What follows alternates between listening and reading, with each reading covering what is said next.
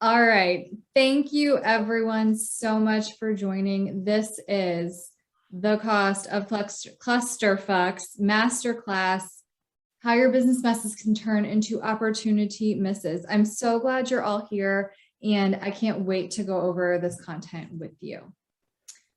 I'm going to figure out how to just pin myself so that Elizabeth, your beautiful face isn't the only one showing to people who watch the replay. There we go. All right. So thank you so much. I am Danielle. I am the CEO of Jefferson James Consulting. What some of you might not know, even though I've worked with a lot of you for a long time, is that I am a Six Sigma certified black belt with a small lifetime having spent at one of the biggest corporate banks in the entire world. And I wanted to get out. Basically, I just wanted to work with small businesses and business owners just like yourself to help people that were actually passionate about what they were doing and to make sure that they could fulfill their dreams. So I turned into a virtual COO and consultant, and I work with people just like you every day, and I love it. And I help them get shit done because that is what I do. So what are we going to do today? Here's what you're going to learn. Here's what you're going to get done. So we're going to talk about the types of opportunity costs. What do these mean operationally in your business? And then where you can actually look for them. We're going to talk about how to mitigate them. And then we're going to talk about which ones you should really tackle first, because you'll likely find a bunch and they're just not all worth the time. So how can we prioritize those appropriately? What you get to take home is one actionable thing you can start doing right now, at least one. Okay. So that's what I want you to walk away with. If you get to the end of this and you haven't identified one thing, you need to raise your hand, you need to yell, you need to let me know, or you need to come find me afterwards, because that is the whole point. All right. Okay. But first, what is your cluster? So I sent you guys all a note for signing up on Monday, and I asked you, what is something that is killing you in your business right now? What's something that feels out of control? What's something that feels like a cluster to you? Does anybody want to share?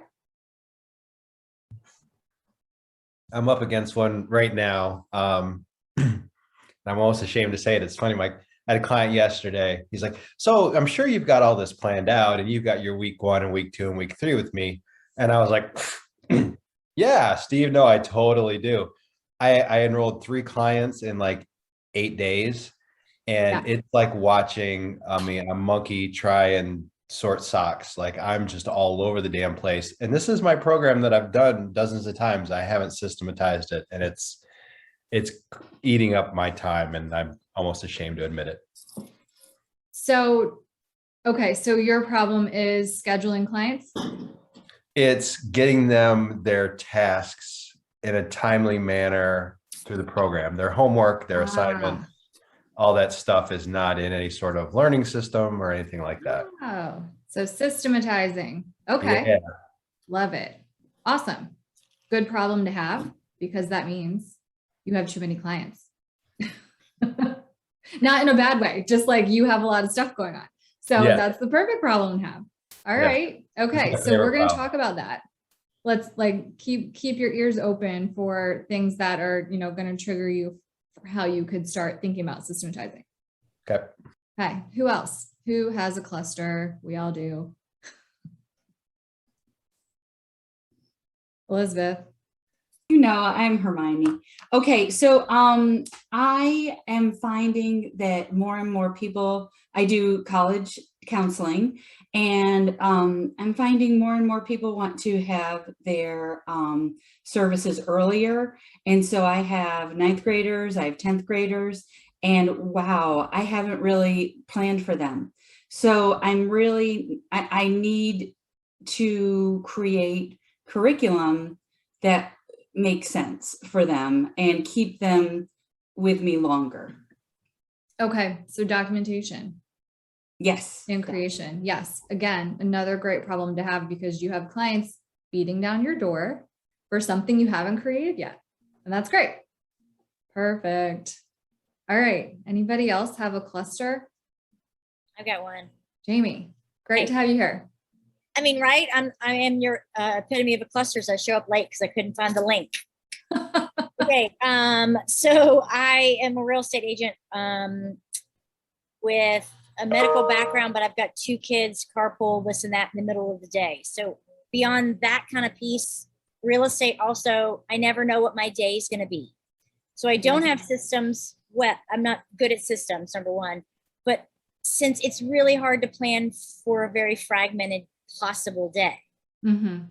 And I'm a little bit of a squirrel anyway, so that doesn't play to my strengths. Yes. So your schedule is the problem. Yeah. Yes. Yeah. And I've actually worked with a couple of realtors before, and that is like the common thing. I mean, obviously it makes sense, right? So yes, we will get to that. And it sounds like you're busy. So again, another great problem to have. Yeah. Cool. All right. Anybody else want to share? Oh, Rachel needs help with time blocking. We all do. There's a trick for that. I think It's not to, what you put on your calendar. But Danielle, something- I think to play off of what Keith said, like having people onboarded, but then realizing you have people in different stages of maybe the same process that I've done before, like Keith said, like a million times, but remembering where they're at in those stages, we all at different stages. Mhm. 100%. Yeah, Okay. tracking where a client is in their journey with you. Mhm. Yeah. You need a workflow for your workflow. Yeah. Brain teaser. All right. Anybody else want to share before we dive in? Okay, let's hit it.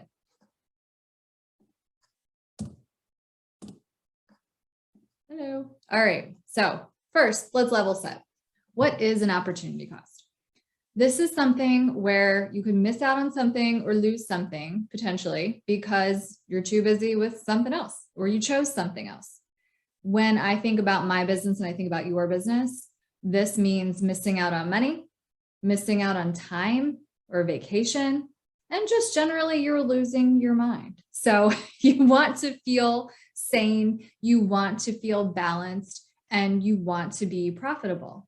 When we have messes or clusters in the way that we're operationally managing our businesses, we're going to have this.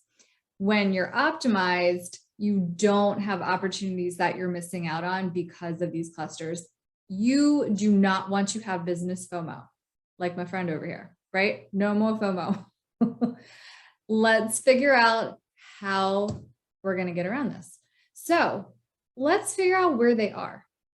When you think of an opportunity cost, again, we normally think about like money all the time. Maybe you can't talk to this client or can't close this deal because you're too busy doing something else. However, this is coming from the way that you are working, right?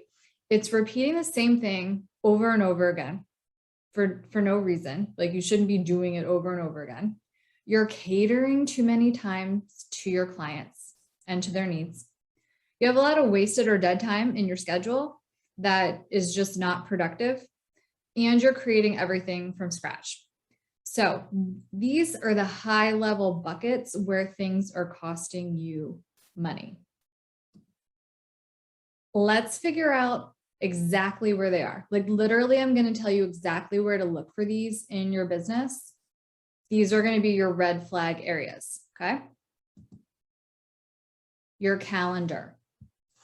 Most of you already said your calendar. You have your calendar just packed all day long. It has meetings. It has random shit. Every day looks different. You're not really sure when you have time to fit anybody else in. You're not really sure when you have time to get like your dedicated office work done. You're not really sure when you have time to pee. So your calendar, if it feels crazy, and you can open up your like email client and it like physically looks crazy where you're like, what is happening here? This is a major red flag that you're losing money somewhere. Again, not actual money that you're seeing go out the door, but the opportunity to be able to make more money. So you're having that opportunity cost there. Your clients. Yes, your clients are costing you money. not your actual clients, the way you're handling your clients, right? So you are making exceptions all across the board. You're basically not having a process, okay? And you're not setting boundaries. So if you find yourself, if you ever do this, you say, someone says, let's start meeting, let's figure out a schedule, or I'd love to talk to you about this. And you say, oh, when's good for you?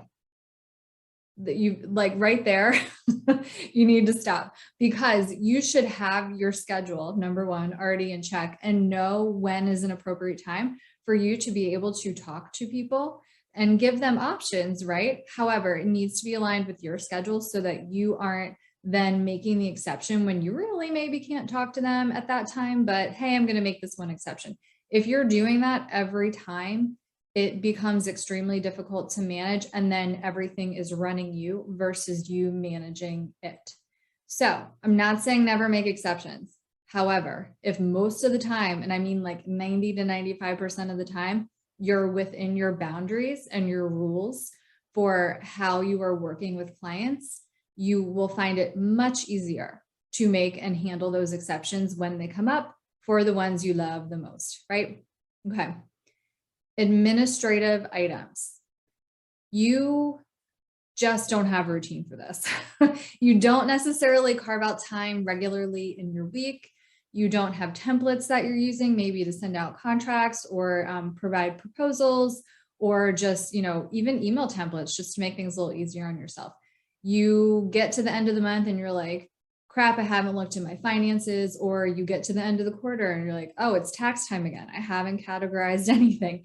You are not doing all of these things along the way with a regular routine. And therefore, you are spending huge swaths of time cleaning up. And you are losing out on time when you're actually doing productive work to make your business profitable or move the needle and move you forward towards your goals. So we don't want to spend all of our space in these administrative items. It's not the productive time that we're looking for, okay?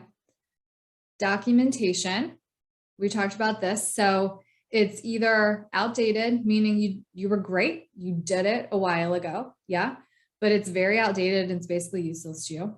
It's inaccurate, meaning you maybe wrote it, but it's just not correct, right? It's not what is actually happening right now, or it's just incomplete. So Elizabeth, this goes back to your question of, I have these clients that I'm looking to bring on, and I don't have all of this outlined for them. It's just not ready yet.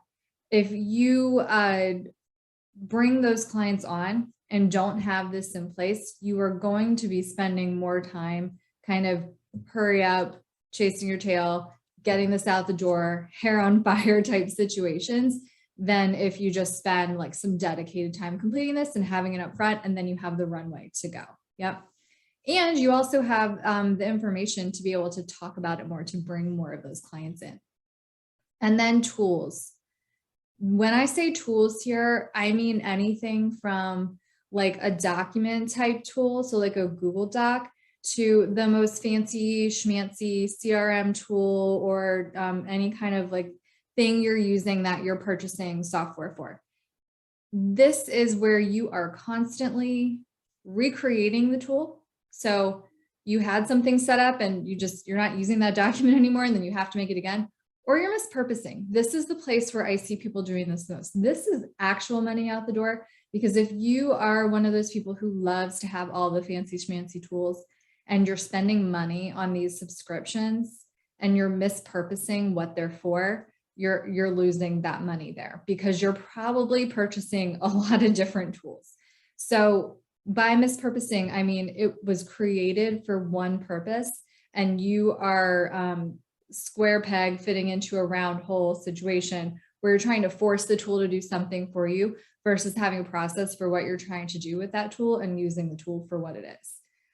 You're really going to be chasing your tail trying to make the tool purposeful for you. And this is the part where like you're actually spending money on subscriptions.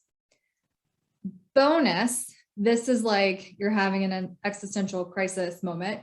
Your business model, if you zoom way out, your business model could actually be the thing that is costing you money. So if you have decided I'm doing business in XYZ way and I have these offers and I'm sticking to it. And it's not actually moving you forward towards the goals that you want. And I've had several conversations lately with clients about this. It might be time to move on and to reimagine that business model and possibly to just burn it down. I'm not, not against doing that so long as we have a plan to move forward. But we really have to take a hard look as to whether the business model that you're operating in is in alignment with the goals you've set for yourself, whether that is what you want to achieve in your business or your actual income goals. If it's not, obviously, this is a bigger issue and it's costing you a ton. So let me stop right there. And I want to see what you guys think. Does this hit with anybody? Where are you seeing yourself? I heard a Jamie? couple. I heard a couple things that bounced out at me. Calendar too packed, and I'm way too subservient. Isn't the right, but like Catering, I cater to my accommodating. clients. Yeah, I'm way too friggin' accommodating. And I think I need to use my calendar tool more effectively and my scheduling tool more effectively to, like, I did pretty good at keeping things in their buckets, but even within the buckets, they've gotten messy. Mhm. And I need to start saying no more often, I think. So yeah, there's two things here, Keith. So one is my feeling is that you all are accommodating because you're all awesome and you want the best for your clients. So it's coming from a place of you're really just trying to help and you want to make sure that they're happy and achieving what they want to achieve at the expense of yourself. And so it's kind of shifting that mindset to say, how do I make sure that I'm serving appropriately? And by doing that, I need to have an organized calendar so I am sane and so that we can meet everybody's needs. The other thing too is this list, and I should have just numbered it because this is almost like the order I would go in of prioritization. Whenever I start working with someone, and I have current clients on the line now, you can attest to this. I always start with your calendar. I always start with your calendar because if you don't know what the hell you're doing or have time to do it, the rest just doesn't matter. Like it's just not organized. Calendar is core. And so Keith, you're right to recognize that for yourself because that's like the root of everything and that has to get in place first. Who else? I think I'll turn my video on here. I think kind of bouncing off of that is, especially if you come from like a corporate setting, you get so used to telling people, oh, I'll have that to you at 8:05 a.m. or like 10:30 a.m. or something like that. And that was a really hard habit for me to break working with my clients because they're the ones that, it's kind of like what you said, like you set the precedent. And so just trying to give yourself realistic and even cushioned, time frames so that you're not stressed out. And as long as the client is informed, I think they're typically fine with it, but it's just so hard to again, not be over accommodating and then getting yourself in a position where you're going to overpromise and underdeliver. And that's stressful for everyone. Yes, I love that. So this is in this client's bucket of setting the expectation and then delivering on it. And chances are you're probably going to underpromise and overdeliver, which is what we all strive to do, right? But it's setting the expectation of this is when I can have this to you. And then they know when it comes to them, it's going to be amazing, right? You don't want to overextend yourself and then deliver something that isn't up to your standards and also isn't meeting their expectations. It's just not good for anybody. Setting the expectations, setting the boundaries makes you the leader in the process, and it makes that client feel taken care of, and it makes them feel like you got them. They're with you, they know what's going on. They might not need it at 8:05, right? What they need to know is when they should expect to see it, and then you deliver on that to make sure that they trust you. Yeah. By the way, Sarah is an amazing website designer, and she's about to launch my new amazing bomb ass website next week. So I'm so Yay. excited. You'll have to check her out. Who else? Jamie, did you want to say something? I feel like, yeah, I mean, all of this is kind of me, but I come from a medical background. So what I struggle with beyond even the calendar is it was a big difference to go from physical therapy to a sales job, for lack of a better thing. So, and I also am older, so I didn't know how to do a spreadsheet. That's not what you did as a PT. So Mhm. catching up, and I feel very overwhelmed with all the CRMs and blah, blah, blah. And so I tend to just look away. And so I've got a mix of some technology. I'm not stupid with it, but I kind of paper person too. So like the calendar, you say start there. I can fill out a calendar all day, but if I don't have the processes to do it right, the system's right, my calendar doesn't matter almost. Yes. You know what I'm saying? Like, yeah. 100%. And you're just dead on. So number one, I always tell everyone to start with a spreadsheet. If you don't like a spreadsheet, start with a Word document. If you don't like a Word document, write it on paper. I don't care. Don't use a tool, because just to your point of what you're saying, if you don't have the process, you really don't know why you're using the tool. And then the tool is just going to lead you versus you using it for what you need. Right. Yeah. And I'm also just kind of cheap and I don't like to spend money on a lot of tools. And so I don't ask my clients to either.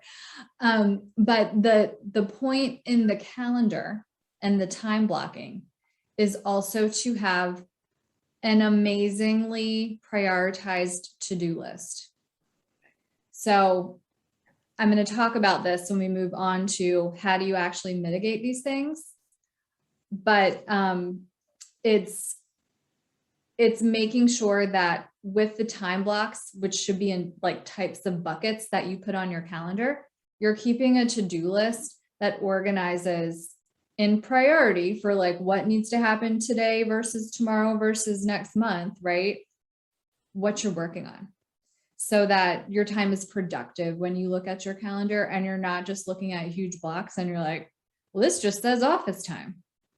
What am I supposed to do here? No, you actually, and you're looking at a to-do list that just says, I have 50 things to do. Well, one of them's got to be the most important, right? I mean, it's a little bit of work on both sides. Yeah. All right. Who else? Anybody else here?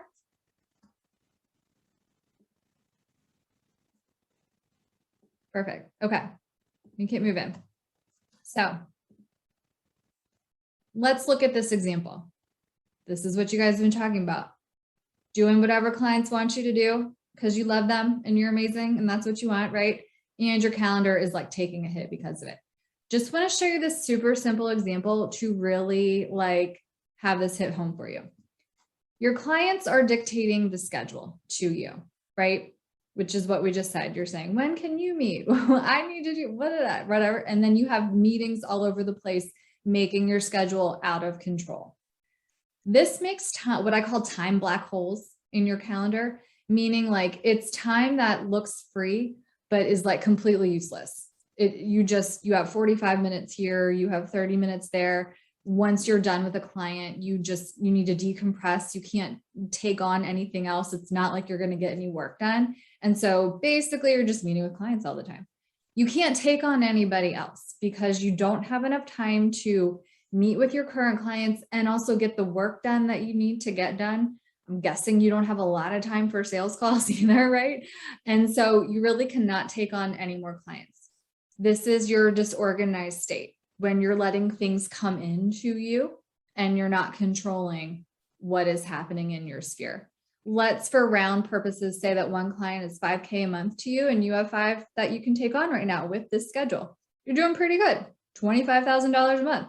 That's great. However, if we optimized your schedule, you could make slots and do your work for 2 more clients a month and get an additional 10K. Annually, that means you're leaving $120,000 on the table with this opportunity cost just because You've let clients tell you when they want to meet with you and you haven't organized your DM schedule. That's easy fix. This is just your calendar. We went through all of those things on the last slide. If you can imagine all of the times you're not looking at these places and keeping a handle on everything in your business, how your opportunity costs can exponentially grow. Again, when I say opportunity costs, you're not feeling it in your bottom line right now because it's not actual money out the door. It's money that you're not bringing in. And when you look at it that way and you're like, damn, I could, make an additional 100K this year if I just organized myself. It's a big deal. It's a big deal to me. Okay. So how do we stop them? Here are foolproof ways to stop them. These are things that I use. And again, I have clients on. This is real shit. They can attest to me doing these things. All right. So how are we going to fundamentally change the way you're operationally managing your business? The first thing is batching.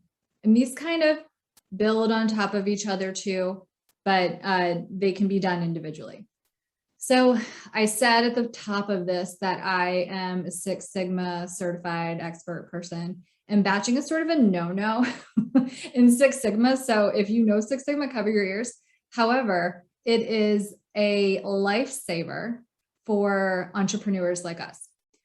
When you batch, you put similar activities together. What this means is this. Monday is November 1st. I send out all of my invoices on November 1st. I do it all at one time. I do not, if I have a client start in the middle of the month, send them an invoice whenever they start. Everybody's on the same damn schedule because I do mine at like 8:30 in the morning on the first of each month, and everybody gets their bill, and that's it. I have chunked that together instead of saying, oh, well, I had so-and-so start on this date and I had so-and-so start on this date. And so they're, going monthly like this and no. It's too disorganized for me. And then I'm doing the same activity over and over again versus just doing it all at one time. This is also something I imagine you guys doing with your emails, looking at your emails, responding to emails all day long. You're doing this. If this is impacting your work flow, not a workflow, but the flow of your work and how you're actually getting things done, stop doing that. Pick a time at the beginning of the day, at the middle of the day, and at the end of the day, or whenever. For realtors, Jamie, I actually said like you can do this on a micro level. So like maybe the last 10 minutes of each hour or something where you feel like you need to be more on top of your email. But just look at it and like answer everything then versus as it comes in with the flow, doing it, because it's stopping you from doing other things you need to be doing. Does that make sense? Do you guys have questions on batching? Just want to make sure you're understanding these strategies. Where are some ways that you could see batching for work that you're doing that you're like, oh, I do this constantly every day. Or I do this, at least once a week. And it's, I don't know if it's finances or whatever. Anybody? Can't see you guys right now. Well, Danielle, when you say batching about email, it is disruptive. When I'm checking email all day long, I sometimes forget what I was doing before I was checking my email. And it's like, I know that I need to work on that. Mm-hmm. Well, number one, I'm going to ask you this, and I should have asked you this a long time ago. Do you have notifications on? Do you get a pop-up every time you get an email? Not on my desktop, but on my phone. On your phone, you do. Okay. So if anybody's finding this disruptive, immediately turn, like this is 101, right? Immediately turn off all your notifications. Mm-hmm. Yeah. If you want to move to a batching of your emails and set designated times for yourself as to when you're looking at them, turn them off. Mm-hmm. Mm-hmm.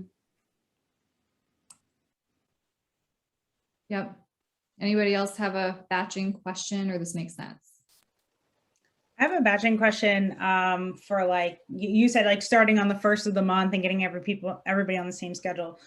There's some of my clients that are very like time sensitive and like waiting, like how do you deal with like waiting 2 weeks to start on the 1st and we have to get things done now? Like, how do you process that? I don't think I've ever asked you that. Yeah. So when you're, okay, so there's a difference between onboarding and when they then get in line with your regular process. So I would add the initial, okay, so for ease and simplicity, let's just talk about invoicing for a second. So you have someone come on in the middle of the month and you normally invoice at the beginning or the end of the month. In the onboarding process, you would do the initial invoice, prorate it. Okay. Then you would get them on your regular schedule starting the 1st of the month. Okay. Does that make sense? Yeah, that makes sense. I don't know. I never. Does that sound familiar? Did that happen to you, Brittany, with anybody? Like me? All the time, yes. But yeah, I didn't really I don't know. I didn't think of the prorating thing. So like if they start on like today's the 27th, I prorate them for a couple days, whatever it is. And then they get their bill on the 1st. And Okay, then so let's use a little bit of discretion here. If it's the 27th and the bill isn't to the 1st, Yeah, like you probably are just gonna wait, right? okay, But maybe yeah, the 10th. Let's say it's Yeah. the 10th of the month. And so we will prorate them on the 10th. Their engagement then would finish on the 10th. Like say it's a 3-month engagement. Their engagement would finish on the 10th, but they Mhm. were billed the maybe 1st. prorated on the backside too. It's just the bill would be different, but they would still be billed on the 1st of the month. Okay, cool. That makes so much sense. I don't know why. I Good. never- Thank you. Yeah. All right, time check. Okay. All right, let's talk about time blocking, since it sounds like a bunch of you have tried this and maybe don't love it. I know some of you don't love it because I've talked to some of you, or it's just not being done effectively.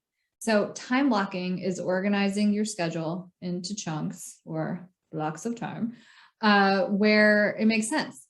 This is going to come from assessing the work you're doing in the batching, basically, and identifying what are those similar activities. Are you doing client work? Are you creating content? Are you doing administrative type work where you're answering emails or sending the invoices? Are you doing proposals? Are you doing, I don't know, you could be doing anything, right? You know what you're doing in your schedule. So in doing the organization of the time blocking, there's an art and a science. It's like a combo, right? So the science is that you only have so many hours in the day. When I do my own time blocking or I do it for clients, I make sure to stay within the hours that they're comfortable working. So you need to assess that for yourself. So there's your math, right? You have start with your actual working hours. Then you need to identify based on the types of blocks that you have when you like to do them. Are you creative in the morning? Do you like to talk to clients in the morning? Do you like to catch up on admin stuff in the morning? When is it best for you and optimal for you to do the work? So don't think, oh, I have to do sales in the mornings because that's the most important thing. No, if you're not on your game in the mornings, don't do it in the mornings. Do it when it makes sense for you, but just still have it in your day. So that time blocking is making sure that you have the right types of blocks based on the data you have from the work you're actually doing in your business every day, right? Then putting it in a way that really jives with how you want to be working. And then Jamie, that last piece is making sure that you start, and this is what I have people do. I have everyone use, some people are better than others, have everyone use a task tracker. And this is just like a spreadsheet, but it's categorizing the work that you're doing into your time blocks. So that when you say, oh, I wanted to remember to write this down on my to-do list, and you can do this on paper. You can say, I need to, respond to so-and-so client or about a showing, blah, blah, blah. And so that is like, maybe you have a time block for client care, or maybe that's in your email block. You can just write the category next to it. And then when you come to your list, you'll know, all right, I'm sitting down for my administrative time. What are my administrative items that I had organized for myself? You can't you shouldn't take different things from different blocks and put them together, because your head won't work that way. It's less productive, right? I mean, you guys, cognitively know this, but people will do it. And I think this is the email situation, Elizabeth, that you're running into. It's like you're working on something that you're focused on, you're dedicated to it. And then you'll see an email and then it just completely jacks up your flow. So you want to make sure that you're putting the right things together and you're getting the stuff done in the block that you actually organize for what needs to be done. If you want to get even more granular with it, I say what day I'm doing it on based on the priority. So literally I keep one for myself and I say like, so for example, for this masterclass, I said, I want to send you guys the replay and the materials and everything. So I have on my task tracker, send replay email on today or tomorrow. I'm not sure when I put it on, but basically I just organize everything into what I'm doing. And then I just come through and I just bang it out. What questions do you guys have on time blocking? Because I know that a couple of you were talking about that. Do you have a good task tracker like that you recommend, or just on paper you're saying? I have a unfancy schmancy task tracker that I made myself. Preach. That's literally just in an Excel spreadsheet. Okay. You don't like spreadsheets? My husband does. But you don't have to use it in a spreadsheet. You can do it on paper in the same Paper. way. Okay. It's the concept, not the, Gotcha. form over function. Yeah. You can do that. Yeah. Other questions? Rachel, are you still on? I know you put something in the chat about it. If you can't talk, it's okay. Yeah, I just got home, so I'm okay. I was driving.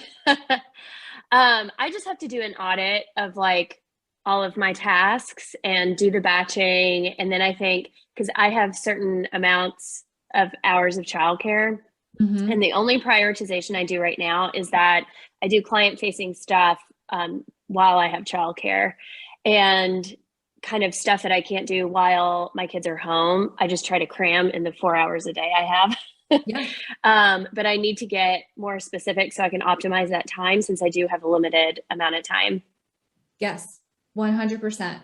And yours is like hyperbolized, right? Because you only have 4 hours, but we all have a limited amount of time, which is why this is Right. important for everybody to do. Like that is the one thing that we cannot physically make more of. So yeah, this is why I think the calendarization and the time, the task tracking and time blocking and everything is just so core and fundamental to managing your business as like, especially if you're a solopreneur. It becomes exponentially harder when you have a team, right? But this is core for you when it's just you too.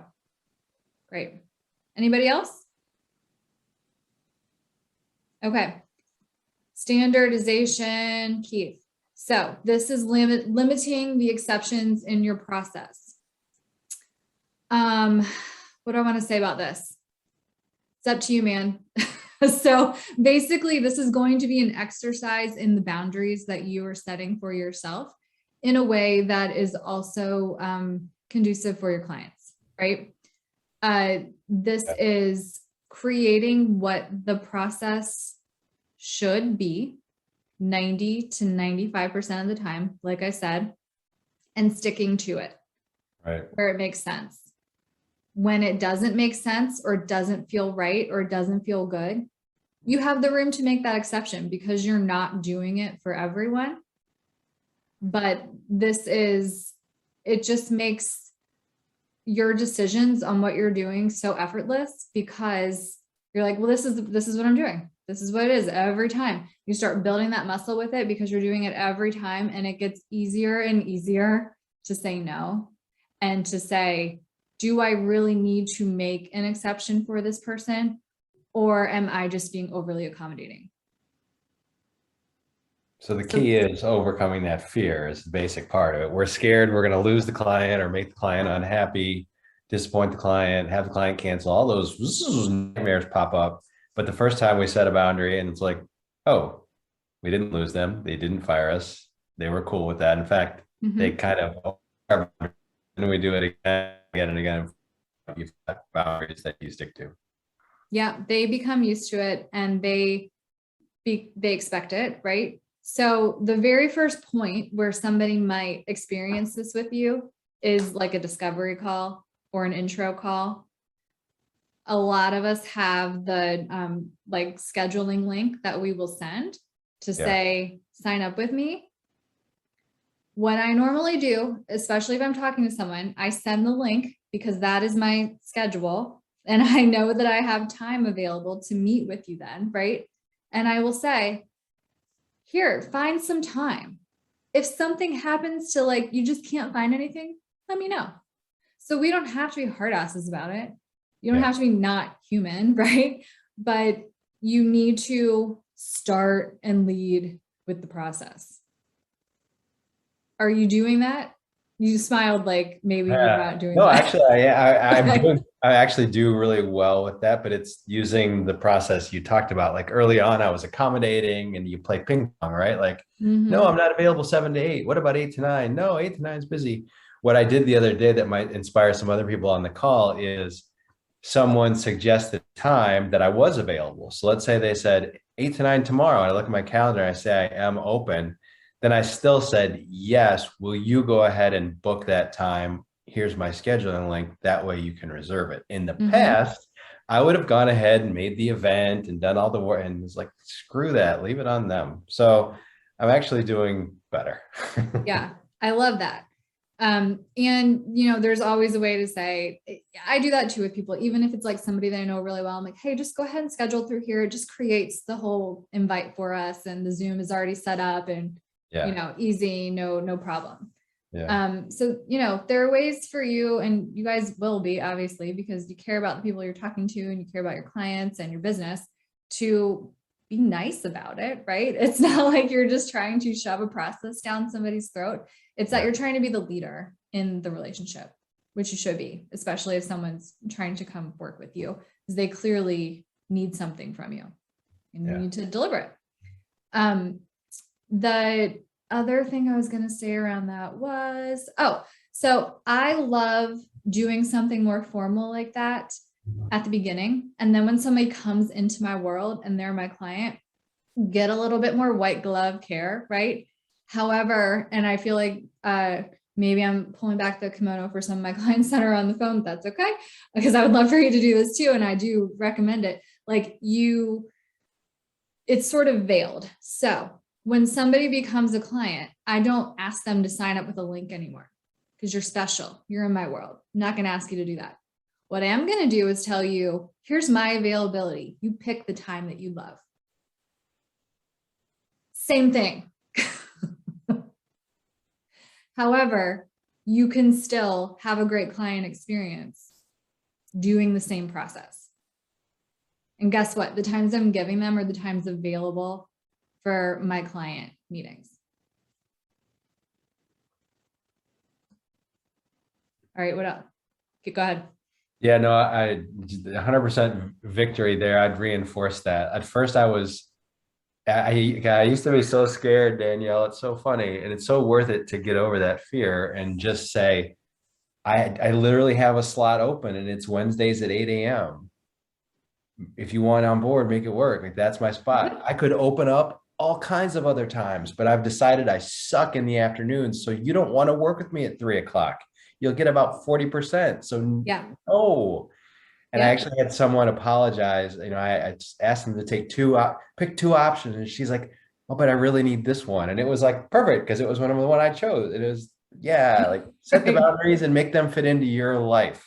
Yes. Very In a way empowering. that doesn't make them feel Right. bad, right? Yeah. It still feels good.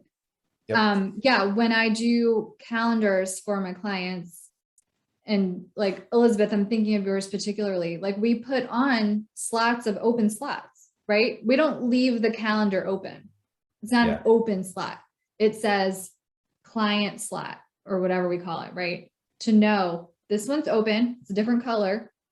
But when we have somebody who we, want to welcome as a new client, we know the availability to give them. Yep. All right. Oh, good. Okay. So sorry, I'm going kind of slow through this one, so I'm going to speed up. Templatizing, you guys know what this is. Most people are usually doing this. You're doing some form of it. You're not recreating a contract every time you send it to someone, hopefully. You're not recreating every tool you're making. There's a lot of upfront effort sometimes in creating templates. However, we all know as humans that they can provide exponential time back when we do this. So, make sure if you identify an area to templatize, you can do that. Bulletproofing. Bulletproofing is when you are limiting the rework or the mistakes or the holes that a client can poke in what you're doing. And therefore, I'm gonna expose a little bit of my risk or my corporate background here, like limiting your risk exposure, right? So for something to go wrong, for something to go bad, for somebody to have a terrible experience with you, you want to make sure that you're always a step ahead of what somebody could be thinking or not being able to deliver on. A lot of us have processes where we're heavily reliant on the client to do the work that we're asking them to do in order to move forward. So we want to make sure that if it's going to stop our process, we're identifying where are the places where we could get stuck or our client could get stuck so we can keep things moving. Because that's what they want. They want to keep moving. You need to keep them moving. Does that make sense? Does anybody have questions on that one? And that one can be a little bit nebulous, but when I normally go through with clients, and so I think about a process, we do it 3 times. First, we get down the process. Then we layer in the bulletproofing. So like what could go wrong? Let's identify those areas and let's close those gaps. Then we layer in the let's knock their socks off client experience. So first document, then bulletproof, then make it amazing. Okay. All right, let's move forward. Okay, you can't do all these things at one time. You can't go after everything. You have to go after the stuff that is going to have the best ROI for you. These are going to be the things that suck your time. Handle those first. This is definitely your calendar. Things that are impactful to your clients or customers, you want to make sure that if you have things that are just not optimized or going wrong, that they're not having an impact to them, because that's going to have arms and legs, right? And then it's not great reputationally. It's not great for the delivery of your services, all the things.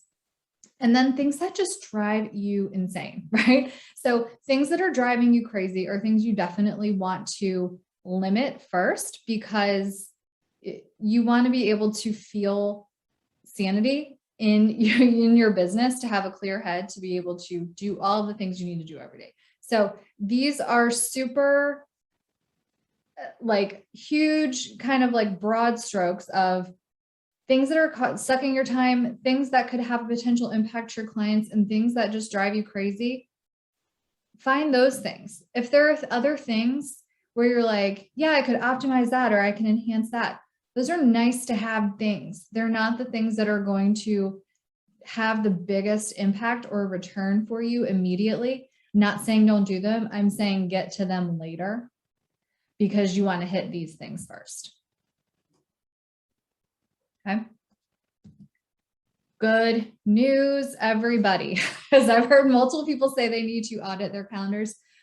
First of all, I have a link for you guys to chat with me if anybody wants to chat or pick my brain a little bit more. Sneak peek for you all. I have not announced this anywhere. This is literally the first time I'm saying it out loud.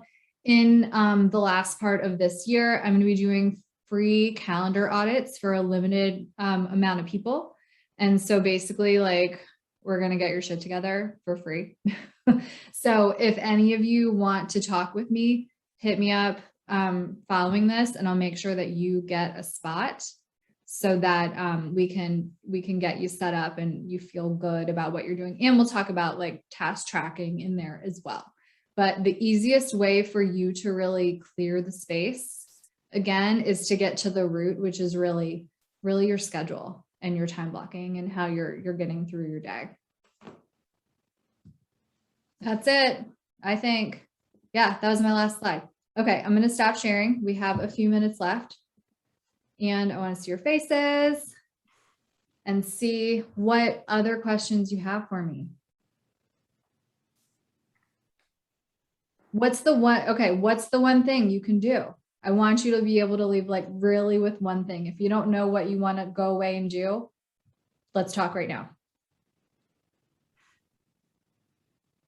I can jump in first. I always Yeah. talk first. So I did kind of a good 101 calendar thing. Like I'm looking at my calendar right now and it's blocked off. Like I know when my day starts, when I'm available to clients and when I'm not.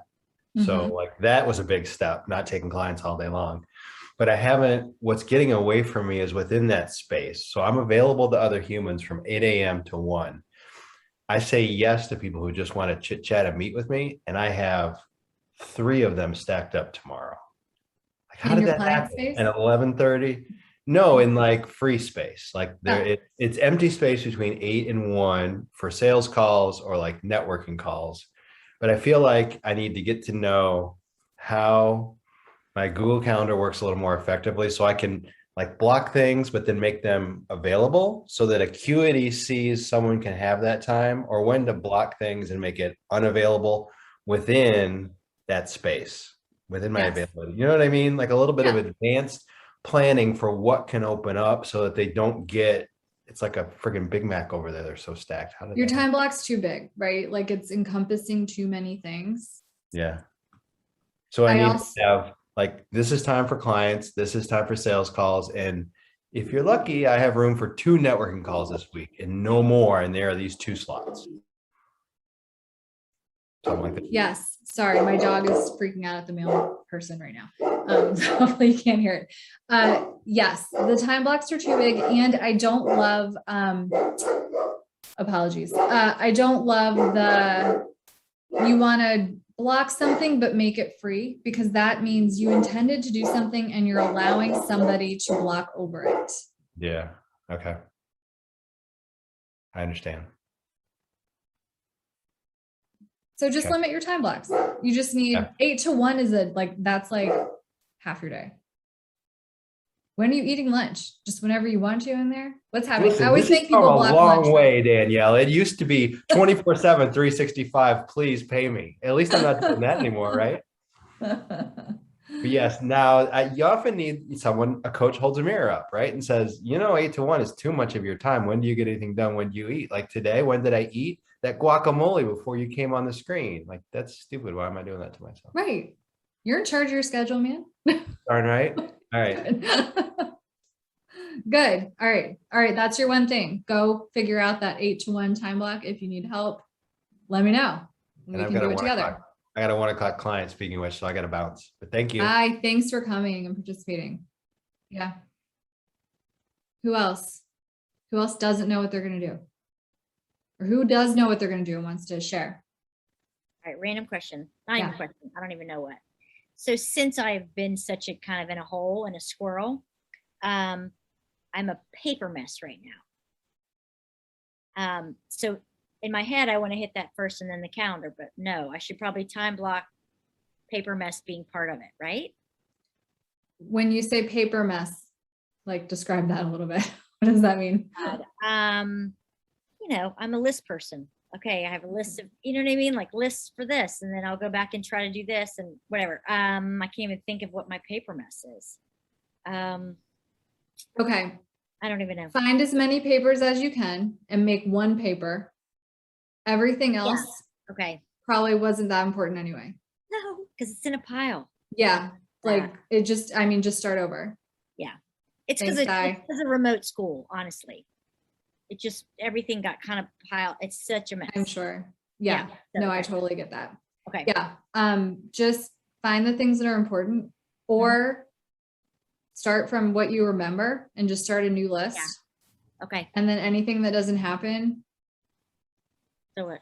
somebody will either bother you about it or it wasn't that sure. important really at this point. Okay. I'm digging out of the hole, so I know I'm going to be a little muddy. So, Yeah. okay, cool. But yes, it is important to kind of get that list first because you're not going to be able to figure out what types of things you need to do unless you have your list. Right. kind of a chicken and the egg thing. Yeah. Okay. I can do Yeah. that. Great. Yeah. That's been great. Oh, good. I'm so Yeah. glad. Yeah. Sarah? You'll hear from me again. Awesome. Great to meet you. Were you going to say something, Sarah? I was just gonna talk to Jamie because I was the same way. Like, I love my lists. I love notepads and papers, but it became too much. And so I still like to have I do a paper list for my daily tasks, like what I want to get done in that day. But then I use Trello, which I'm not sure if you have seen that, but I like it because it's very simple and it's as complicated and complex as you need it to be, but it's just like an elevated list that you can still categorize almost into your different pieces of paper. But that has helped me a lot. That way I have it on my phone. I have it in different places. I appreciate that, Sarah. Yeah. Somebody showed me Trello and it was so overwhelming to me because I'm still a paper person, but I think I could do it if someone showed me how to use it, if that makes sense. Mm. But handing me Trello, I was like, what the hell is that? It was Do too you much. like Post-it notes? No, I like a big notebook. Oh, Yeah. Trello to me is like a virtual Post-it note. Yes, yes. So if you like that and like kind of, no. I don't know. I don't know what I like because I honestly like Trello. I think actually I got excited about it when the girl who loved it showed it to me. So I probably need to revisit once I get rid of my paper. Okay. I like it, Sarah. Thank you. Yeah. Also, like, let's not fight the paper. If what you really want to be doing is paper, let's just figure out how to make it work. Come on. I went to college with an electric typewriter, people. That's where I'm at. Get it? Yeah. We're old. If I could tell you how many people I've talked to that have like hard feelings about types of planners that they like people are, I mean, people are in on the planners. Oh, yeah.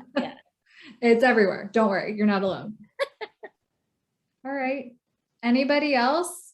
Denise, I don't know what you're doing. I don't want to like ask you to talk if you're not available or if you don't want to talk, but just want to check in on you. All right. And then Britt, you said you're going to do the batching on the stuff. You said that somewhere.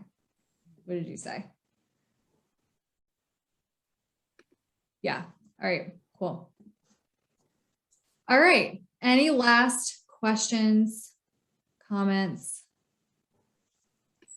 Oh, Denise is talking to us. Oh, she's okay. It's okay, Denise. Don't worry. Okay, no problem. Thank you so much for joining. All right, you guys, this was amazing. I hope that this was really helpful. Like I said, I'm going to send you a replay. If you want to listen to any great tips again, I'll send you the info, like the actual document. You can set up some time with me to chat if you want. And if you want a calendar audit for free, let me know and I'll save you a spot. I literally, like, this is the first place I've said it. So Yay. Awesome. first Thanks for your dibs. All right. time. Thanks, Take care. everyone. Have a great day. Take care. Bye.